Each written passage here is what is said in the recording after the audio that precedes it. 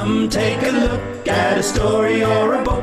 It'll be good for your brain. You might never be the same. Read a word or a phrase, a sentence or a page, the coming of an age or an actor on a stage. But beware, the stories are real.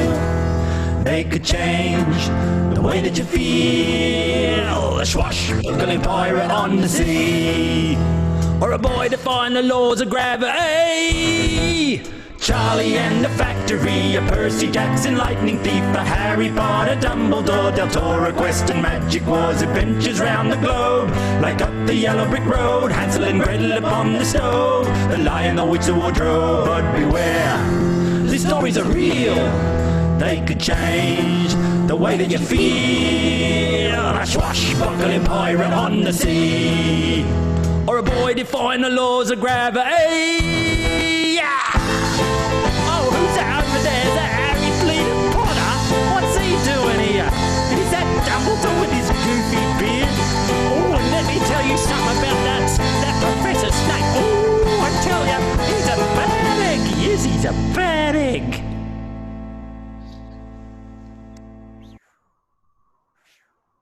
Hello. Hi. How you going? Very well. How are you? Well, thank you. Welcome to our first ever vodcast for We Love English, which is great. So my name's Lorri, and I've been a primary school teacher all my life. Although I've absolutely, nearly loved every day of my career, with a few notable exceptions, my passion has always been teaching English. So Michael and I thought we'd get together and do something to give back to the profession that we love. I'm at a professional crossroads at the present. In one direction, I'd like to spend the rest of my career supporting teachers in teaching English, but that's not my only important professional goal. But it is my purpose for my involvement in this project. The other direction I'm pursuing is educational research. I think the two can potentially marry and enrich our We Love English experience together. You, dear listeners, all of you teachers who wish to improve your practice through collaboration, through learning with and from each other, not just our friends and colleagues who we coerced, paid blood money to listen to our initial podcast, are our intended audience. So this is my audience and purpose for being involved in this project. Hi. Hi, Lorri, and my name is Michael Murray, and welcome everybody to what will be the first of a series of podcasts that we'll be sharing with you. We thought in this one we'd just introduce ourselves and talk a little bit about, how we met and how we got working with each other, but also, I guess, why we perhaps have such a focus on English. I think that's a really important question to answer from the very beginning. So, like Lorri, I've also come to realise the importance of teaching English, and not just the importance, but the joy of teaching English as well. And I've seen the impact it has in schools, in classrooms, both on teachers and students when English is being taught really effectively. So it's my mission, like Lorri's, to support the teaching of English in every way that I can. It's been a mission throughout my career. I've taught for 27 years in schools, mostly teaching secondary, but also some primary as well. And I've had jobs in the Department of Education where I've also supported the teaching of English, both primary and secondary. But now I'm a freelance consultant, so now I get to choose what I'd like to do, and this is really what I would love to do. So I'm really happy about this and really excited about the future prospects for our work. So our main mission of this podcast, Michael, is about telling about what's different between literacy and subject English. No, not this podcast. Oh, that's the next one. That's the next one. Right. So let's tell the story of how we met. That's a good story. Yeah. And what it's led to. I think Let's reflect on all our joint projects and what we learned. Let's start with Mayfield West. Would you like to start with that, Michael? Yes, well, I visited Mayfield West so many years ago, I can't even name the year, but it was when I was doing my work with Peter, soon after I left the department, the Primary English Teachers Association of Australia. And they engaged me to present a course on teaching what was then the new K to 10 syllabus. And what I tried to do was to try to get teachers to really look closely at that syllabus and see how it was different to the previous K to 6 syllabus that we've been working with, and how it opened up opportunities for really teaching English as against that literacy focus, which was very much the business of the old syllabus. You know what's funny? How you told me that's the purpose of that course now, that I was a member of that course. Yeah. I was a participant, but I thought it was about how to learn to write, how to write a unit. So Well, I had it a different was, focus. because I guess with a new syllabus, what teachers need to do then is implement that syllabus. So writing a unit is the first step, I guess, in implementation. Yes. But to get to that stage, I really had to take teachers back to that syllabus and get them to really understand what it was asking them to do. And I think that's going to be a fundamental part of our work. How what we do is really very much a response to the requirements of syllabus. I know I was very engrossed in that learning that day. And I remember giving you a bit of cheek about some of the things you said in a playful way, which really seemed to amuse you. And I thought, this man's all right. I think I've got something in common with him, which was funny. And after I used your work in my school at the time, I was an executive in a primary school. I remember getting back in touch with you to give you some feedback on that day. And you really appreciated me doing that. Absolutely. I always did appreciate that sort of feedback. And there seemed to be some sort of professional spark between us, I thought. Yeah. And I was using the unit at the time that you provided to us during that professional learning, a Monster Calls. And 5 or 6 years later, I've just introduced that unit to a school that are doing it next term. So the interest is still there in terms of quality work, which is great. Yeah, well, that's terrific. And also, I did get some really valuable feedback from Lorri and the work that she was doing with schools at that stage. Because with my work, I don't work perhaps as closely with schools, that is going into classrooms to see how they implement the kinds of things that I develop. So that was really great for me to have that hands-on feel of the units of work and how they're going to actually work in classrooms. And I took it a step further too, Michael. At the time I was working in Queanbeyan after I was in that school, the next year. And I started a small schools online course for all of our isolated schools in New South Wales. And it was a one-term course about, I called it cuss, to the horror of my supervisor at the time, because cuss is like a swear word. She thought that was totally inappropriate, but it stood for creating integrated units for the small schools. And small schools missed out on so much professional learning because of the tyranny of distance. And at the beginning of the term, I gave them a unit that I'd written based on the course that you taught me how to do that. And then while they were implementing that course, I supported them in writing their own quality unit based on the story that they loved or their students loved. And you and I have put all of those on a website, and that's available for all teachers now, isn't it? We've already shared that.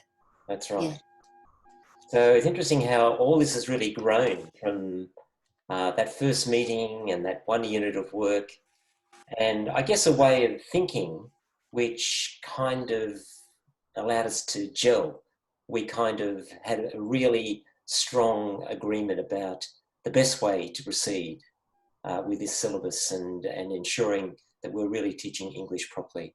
And I know that we've had a lot of talks recently about what constitutes quality texts.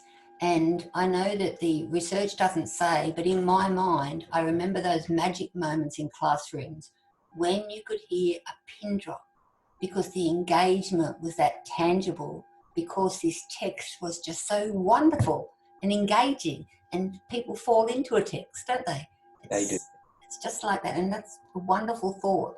And then when we started with the Monster Calls by Patrick Ness about 5 or 6 years ago, part of its attraction was that it was scary.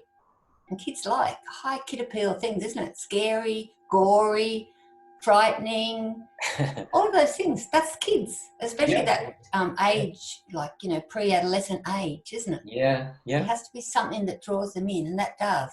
Yeah. And in that text, the main character was a tree. That's right. Which was just stunning. Yeah. And then as I said, I was working down near Canberra, and then the Monster Calls movie was part of the Scottish Film Festival, and you sent me a text to say, that's on in Canberra at the moment, because you knew I was down there. And I took my directors and the teachers that I worked with in the office, and we had a big party, and we all went to see it. And everyone was sitting on the edge of their seat. Yeah, no, it is a wonderful text and quite challenging for stage 3 kids. Not just because of its content, as you mentioned, it's got some challenging content there, because that boy is going through all kinds of issues in his life. And it seems very realistic at one level, even though it's got this monster in it, which of course adds a sort of a supernatural element to it. But I also think it was challenging in terms of the reading as well. It's not an easy read, and it's one book that really does require to be studied.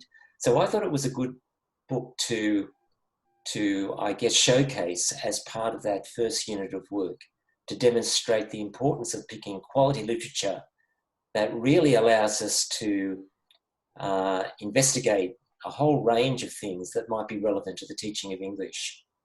And I think that's a really good example of Monster Calls. And it was just like a casual collaboration, wasn't it? Like, it wasn't a regular thing or anything, but I remember when you were working down in Canberra once, we went to see a Shakespeare play. Yes. What was that play? Was it Romeo and Juliet? It was Romeo and Juliet, that's right. It was beautiful, really lovely. Yeah.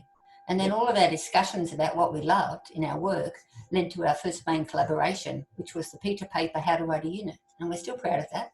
And we use that still. Yeah. I'm using that at the moment with the school. I have to say, Lorri, that was your initiative. And I am so pleased that you allowed me to participate in that work, because I've found that so invigorating and so clarifying as well, to be able to write it down in the form of a paper. So that's been really helpful, I think. That's been a really important development in our work together. I think we have a responsibility to our profession to share what we know. Yeah. And the one that I just talked to you about before our thing today, this is our next project. We've always got projects on the go, haven't we? Too much, which is great. So next we started planning a book, and we want to call our book What Constitutes a Quality English Block. But that's as far as we've come. We've got a scaffold or a skeletal outline, but it's in the pipeline. But since then, we've contributed to a number of things this last year, haven't we? We have. The Peter Curriculum Review response to Nessa, that was important, that our voice was heard. And we jointly presented 2 webinars to primary English teachers about the big ideas of English. Mm-hmm. Did you want to comment anything about that? No, except I thought the response from Peter, which we contributed to, which was really about the Master's Curriculum Review, was kind of really interesting, because it made me realise that other people in Peter, our professional association, are also very much on board with this idea that any new syllabus we have for English must keep that focus on the breadth of English as a subject, and not reduce it in some way to some basic skills. And I think that was really gratifying for me, and I think for us both, to feel validated in the positions that we have taken as well in relation to English. The webinars were good too. In a way, that was like sort of a visual version of the paper that we wrote, and another way to share our ideas. And of course, we've also written since then a couple of units of work together. We have. I just wanted to comment about the webinars. I felt honoured to be asked to have a seat at the table. When people like John Marsden also do webinars, I thought, wow, it's how wonderful it is to be in that company. And if you think about our professional association, I always think about wise old owls. And I don't mean old age, I mean knowledgeable people. Yeah. And I think maybe one day we'll be there, Michael, too. Maybe. Okay. Something to aspire to. To support our teachers, like people that we see supporting us. Exactly. Yeah, which is quite an honour, isn't it? It is, that's right. There's a group of people in Australia that's what they do. Yeah. Now, for that paper, Lorri, we also wrote another unit of work together based on another piece of quality literature, Mechanica.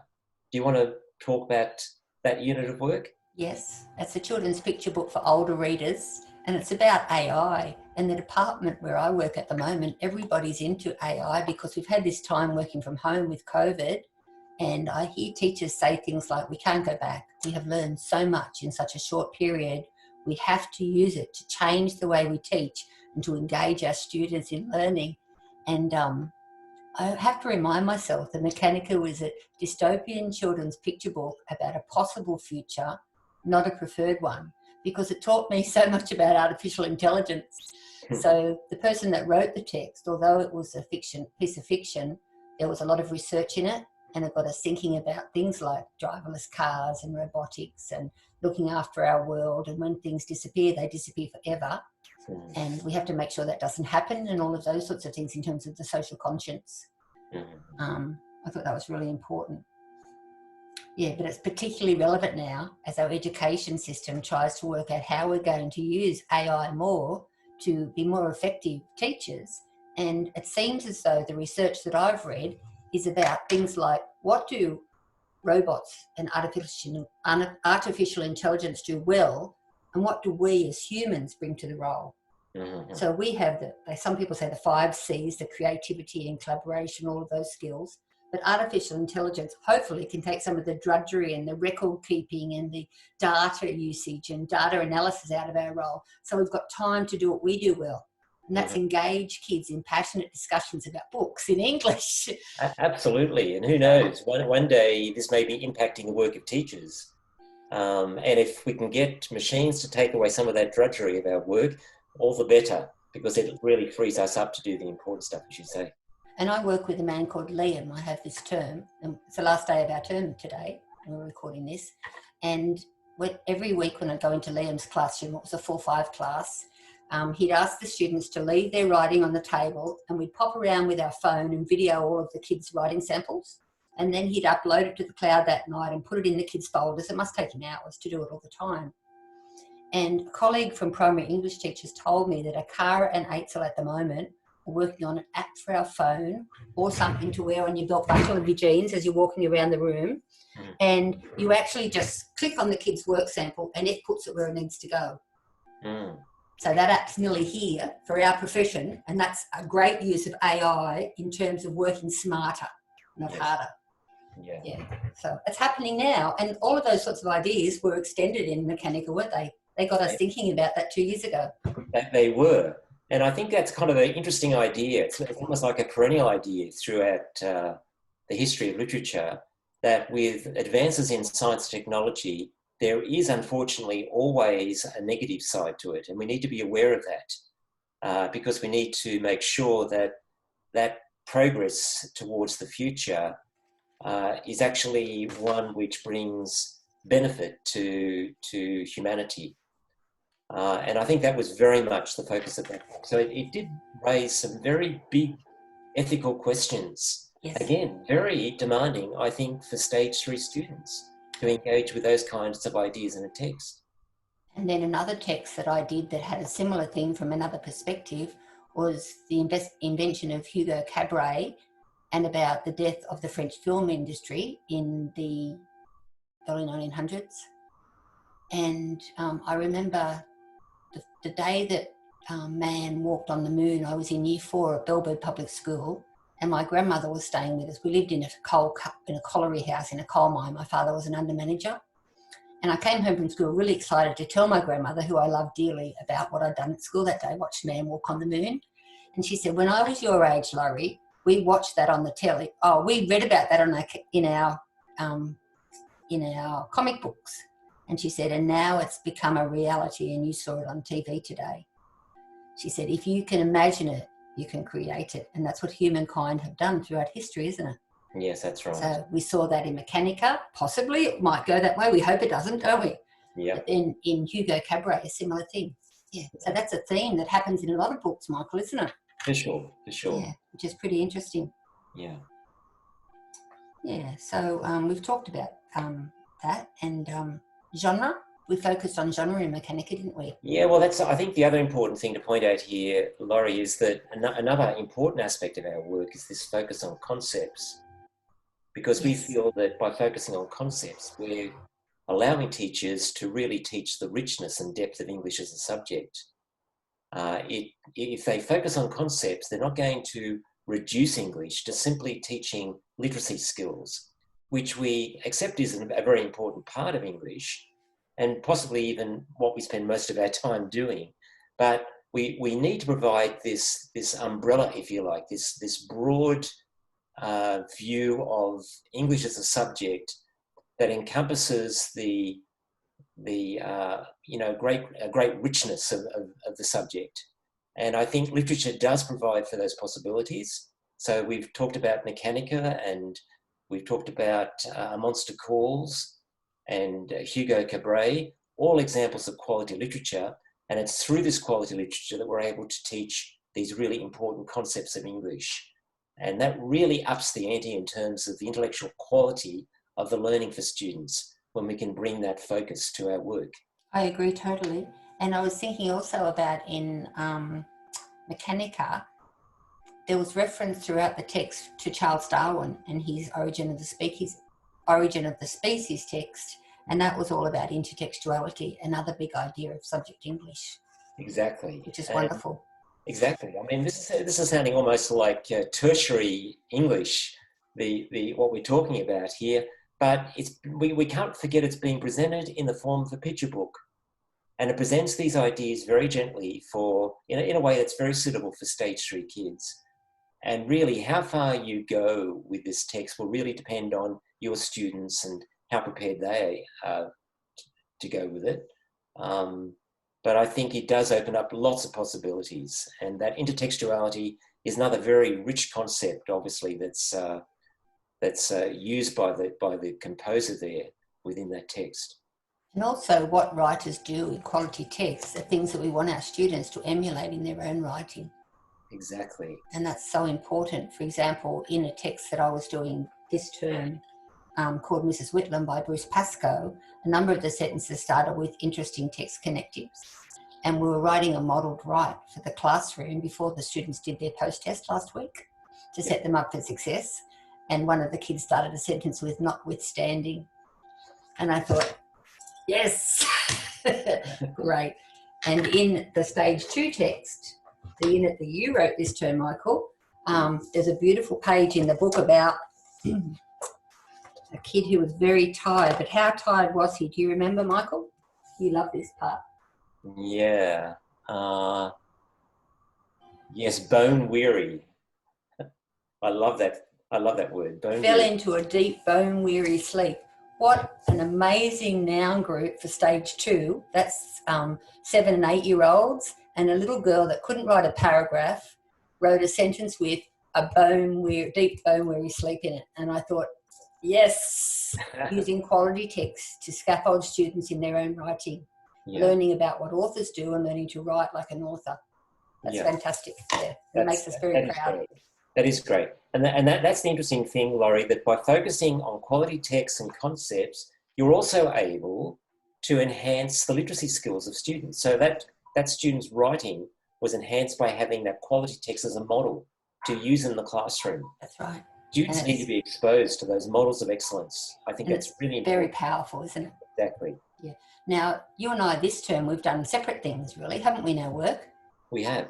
And I worked with my local Aboriginal education team to write a unit called History's Hidden Truths about racism and about how students can be strong and fight against racism in society, a very important theme. And what were you doing this term, Michael?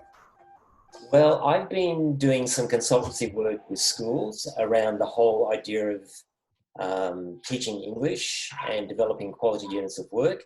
But I've also developed a unit of work around this stage 2 text, To the Bridge. And this unit, it touches on the idea of genre, the idea of historical fiction. But I think even more important than that maybe in this book is the concept of theme. This big idea in the text about how individuals and maybe society at large is able to deal with adverse situations. For that particular book, it's a story about a boy who's living through the Depression, and he engages on this remarkable epic journey to see the Harbour Bridge in Sydney, all the way from his farm in Victoria. He travels a distance of some, I think, 800 kilometres, a huge distance for a boy to be travelling alone on his horse. Now, this is a true story, this book, which makes it, I think, all the more remarkable, and certainly would have given people at that time a great deal of hope during that very difficult time of the Great Depression. And we're going through a similar period now with COVID-19, of course. This pandemic has really had a really quite catastrophic effect on many people's lives. And yet I'm always reminded about that great capacity that humans have to show support for each other and to show resilience and courage in the face of these difficult circumstances. So that theme, which I think was really important for kids to take away from this book.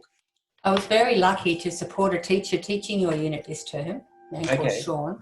And I remember the discussion about the Susso camps. And it blew all of our minds, the things the kids said. They were talking about when people couldn't pay their rent, the banks would foreclose on their property, and these people would come and throw all of their possessions onto the street and lock the door. So what did the street do? They had a street party that night. They brought all of the foods like stews and potato cakes and all of the depression type foods that people grew in their garden.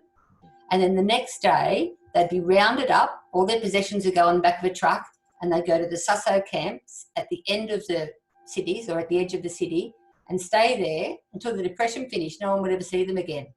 But the human spirit prevailed, and they had a party. They just lost their home and lost everything. And that's what happened. People had a party to let them know that, this has happened to you, but it's going to get better.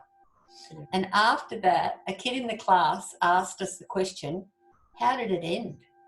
How did the Great Depression end? And I thought, what am I going to say? And I said, well, you know how after COVID, things are starting to open up, and now you can have 10 people at home. And in the future, you might be able to have more people, and you don't have to wear your mask all the time now. But at one stage, we were encouraged to wear them all the time. I said, that might have been what happened in the Depression as well.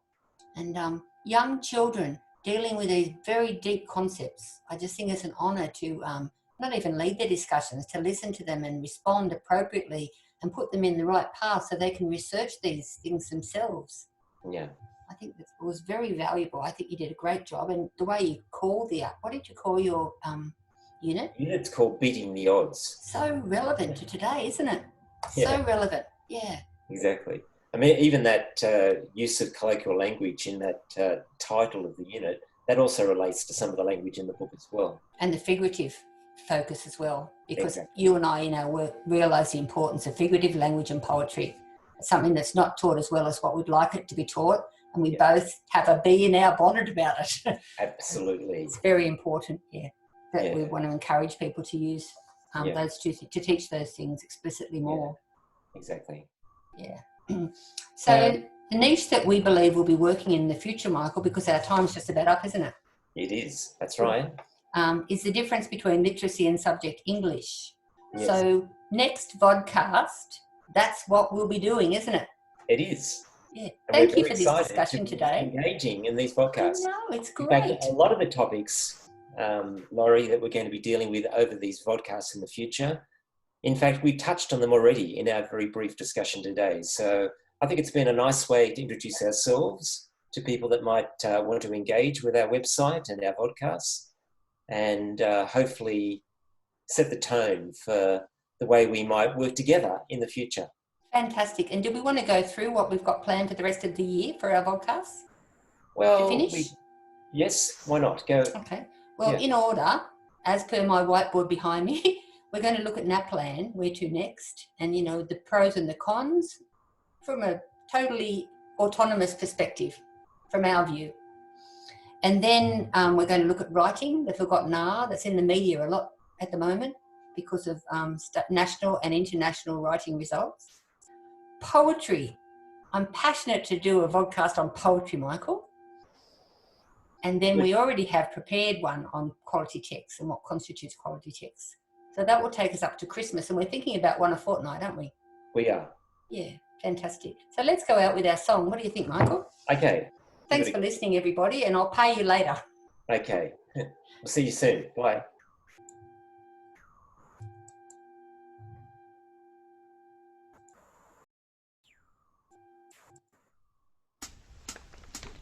Come take a look at a story or a book. It'll be good for your brain. You might might never be the same. Read a word or a phrase, a sentence or a page, the coming of an age or an actor on a stage. But beware, the story's real. They could change the way that you feel. A swashbuckling pirate on the sea, or a boy defying the laws of gravity. Charlie and the Factory, a Percy Jackson lightning thief, a Harry Potter, Dumbledore, Del Toro, Quest and Magic Wars, adventures round the globe, like up the yellow brick road, Hansel and Gretel upon the stove, the Lion, the Witch, the Wardrobe. But beware, these stories are real.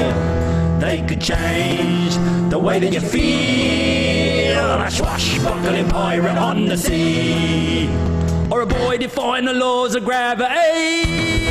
Yeah! Oh, who's that over there? Is that Harry Fleet Potter? What's he doing here? And is that Dumbledore with his goofy beard?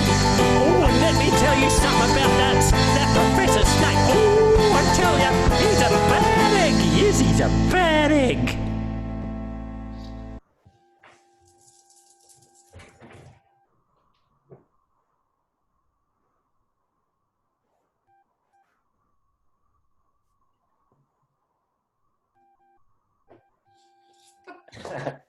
That's it.